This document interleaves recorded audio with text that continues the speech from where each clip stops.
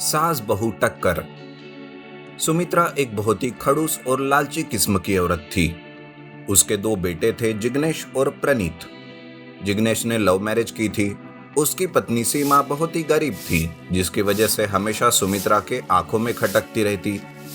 जिग्नेश नौकरी के सिलसिले में दूसरे शहर चला गया। सुमित्रा ने घर के सारे नौकरों को काम से निकाल दिया। घर का सारा काम सीमा को ही करना पड़ता था। सीमा बहुत ही शांत स्वभाव की लड़की थी। अरे ओ कलमुही, कहाँ मर गई? घर कितना गंदा पड़ा है, ये कौन साफ करेगा? तेरी माँ आएगी क्या? माँ, थोड़ी देर पहले ही तो मैंने साफ किया था। अच्छा, तो तू समझ रही है कि मैं अंधी हूँ? भिकारन कही कि पता नहीं वो कौन सी मनुष्य घड़ी थी जब मेरे बेटे ने तुझ जैसे फटीचा से शादी की। मनुष्य कही कि मरती भी नहीं है ताकि मैं अपने बेटे की दूसरी शादी कर सकूं। देखना, मैं अपने पुनीत के लिए अमीर घर की लड़की लाऊंगी। ये कहकर वो सीमा को मारती है। माँ, दर्द हो रहा है, प्लीज मुझे छोड़ दो। यूं सुमित्रा सीमा को तंग करती और उसे मारती रहती थी।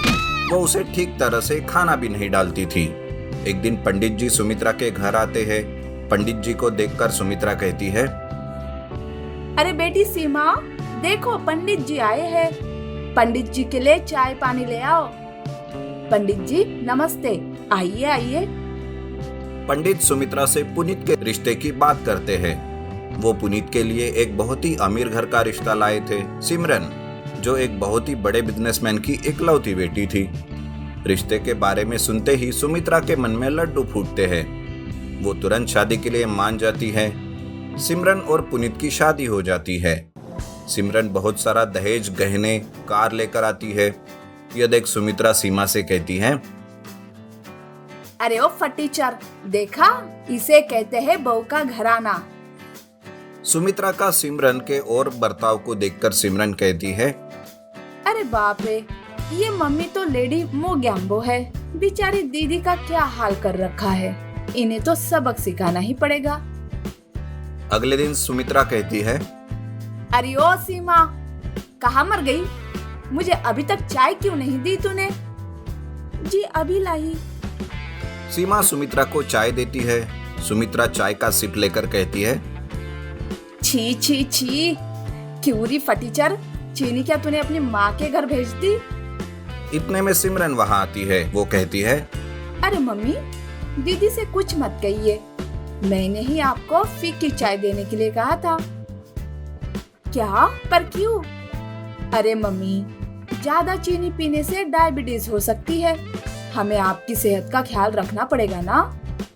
ये सुनकर सुमित्रा खुशी से झूम उठती है और कहती है, देखा फटीचर, ये है बहू, इसे मेरा कितना ख्याल है। एक तू है ना, तो तू मेरा ख्याल रखती है और ना ही कुछ दहेज में लाई है।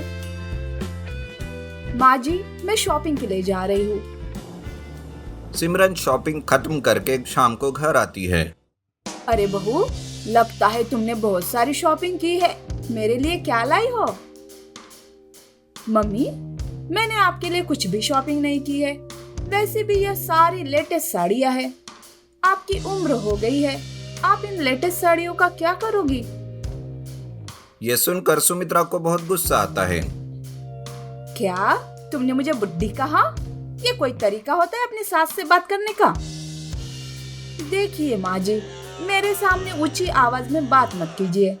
मुझे ऊंची आवाज में बात करना बिल्कुल भी पसंद नहीं है।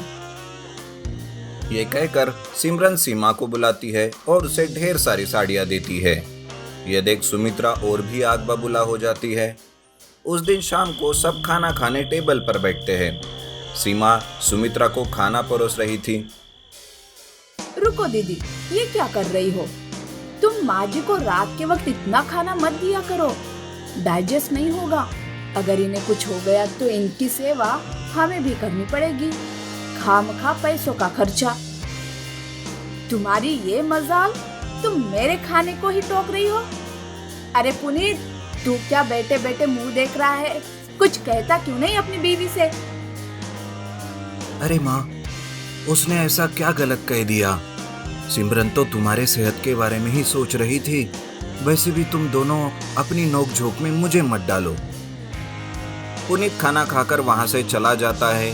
अगले दिन सुबह, पुनीत, कल तुम्हारी सैलरी का दिन था ना, तुम सैलरी नहीं लाए?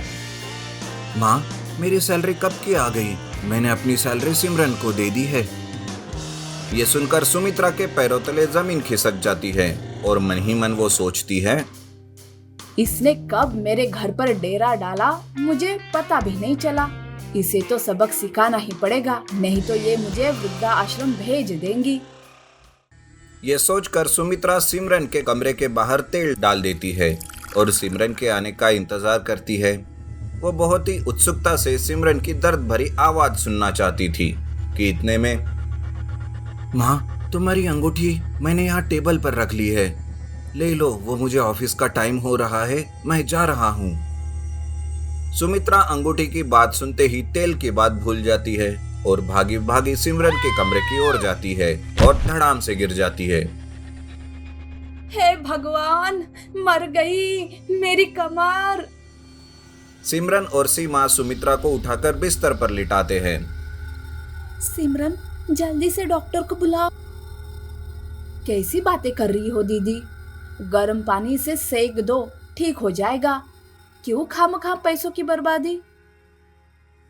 ऐसा कहकर सिमरन वहां से चली जाती है। माँ जी, आप परेशान मत हो, सब ठीक हो जाएगा। मैं डॉक्टर को फोन करती हूँ। ये कहकर सीमा डॉक्टर को फोन करती है। ये देख सुमित्रा कहती है, बेटी, मुझे माफ कर दो, मैंने तुम्हारा बहुत अपमान किया। तुम गरीब हो कहकर तुम्हें ताने मारे।